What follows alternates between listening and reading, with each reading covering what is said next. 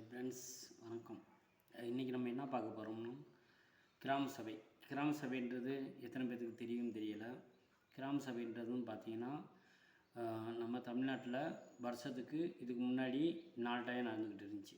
எப்போன்னு பார்த்துக்கிட்டிங்கன்னா, ஜனவரி 26 நம்ம குடியரசு நாள். அதுக்கடுத்து வந்து பார்த்திங்கன்னா மே 1 தொழிலாளர் தினம். அதுக்கடுத்து பார்த்திங்கன்னா அக்டோபர் 2 காந்தி ஜெயந்தி.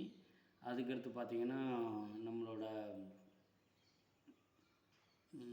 ஆகஸ்ட் 15 சுதந்திர தினம். இந்த 4 தான் நடந்துச்சு. இப்போ என்ன பண்ணியிருக்காங்க அப்படின்னா, இப்போ நம்ம ஐயா முதல்வர் வந்து பார்த்திங்கன்னா வருஷத்துக்கு 6 டைம் நடத்துகிறதுக்கு புதுசாக ரெண்டு நாளை வந்து சேர்த்துருக்காங்க. அது வந்து என்னன்னு பார்த்திங்கன்னா, நம்மளோட மார்ச் 22 உலக நீர் தின நாள், அது அன்னைக்கு ஒரு நாளும், 2வது நவம்பர் 1 உள்ளாட்சி தினம் அன்னைக்கு. அதனால் இந்த ரெண்டையும் சேர்த்து மொத்தம் வந்து வருஷத்துக்கு 6 டைம் வந்து கிராம சபை ஒவ்வொரு கிராம பஞ்சாயத்துலேயுமே நடக்கணும்னு முடிவு பண்ணியிருந்தாங்க. அந்த அடிப்படையில் தான் இன்றைக்கி எல்லாமே தெரியும். நம்ம கிராம சபையில் அட்டன் பண்ணியிருப்போம். நம்ம கிராமத்தில் இன்றைக்கி வந்து பார்த்திங்கன்னா ரொம்ப சிறப்பான ஆகஸ்ட் 15 நாள்.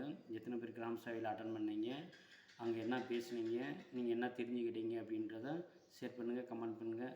நம்ம ஜனாபலா யூடியூப் சேனலை சப்ஸ்கிரைப் பண்ணுங்கள் ஃப்ரெண்ட்ஸ். தேங்க்யூ. நாளைக்கு இன்னொரு இதே மாதிரி டெய்லியுமே வந்து தெரிஞ்ச தகவலெல்லாம் பரிமாறுவோம். Okay friends, thank you.